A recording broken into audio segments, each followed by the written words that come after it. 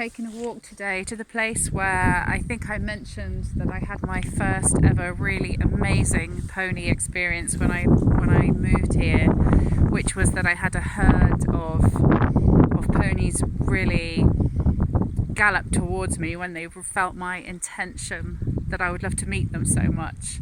And that's a theme that's really continued through my time living here and working with animals, is that power of intention is one of the intention, if that's what you want to call it, but that real longing, that real heartfelt, very powerful communication that we have really is that when we truly want to connect with animals, I always feel that they hear our call, and that can be over what we see as a geographical distance or an energetic distance that spans time and space. A lot of the work that I do with animals is working remotely through photographs, so I think this is something that sometimes it's quite difficult to get your head around or to explain to others how that works. And for me, when I first began animal communication, my first communication with an animal was through a photograph, and I found that really hard to imagine how it could work, but it really worked. There is something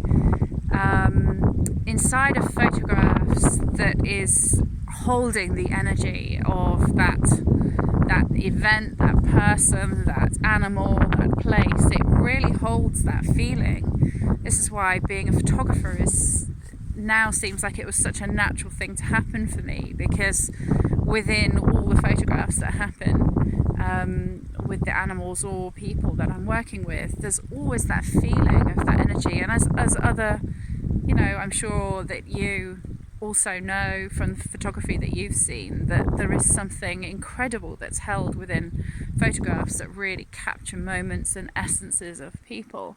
So to come back down to this space in the winter, and it would have been 10 years ago, actually probably around about now, that I had this first beautiful experience with the ponies, and it happened over a period of time.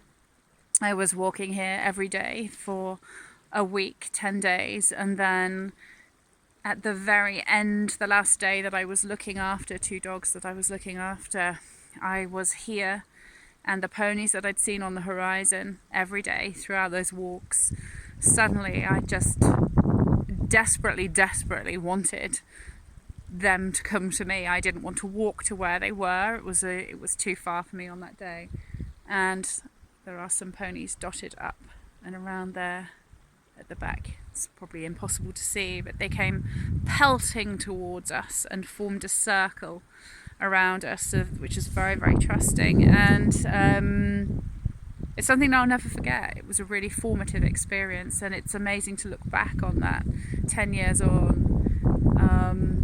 Someone who's doing this work that I'm doing now, but at the time I had no conscious recognition that was what was happening. So I think, these things find us a long time before we may totally realise what's going on, and I think that's wonderful. I think really, part of life is that we just do things step by step, and they unfold exactly in the timing they need to be, so that we don't get freaked out or overwhelmed too much with changes that happen as a result.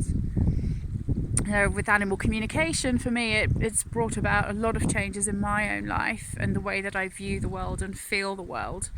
And so I say that with great understanding of the changes that can happen when we really do become much more tuned in with the natural world and animals and ourselves. I think ultimately it really is always bringing us back to ourselves. And this is something I'd love to keep talking about over time. But for now, I'm going to wish you a beautiful day. Over and out.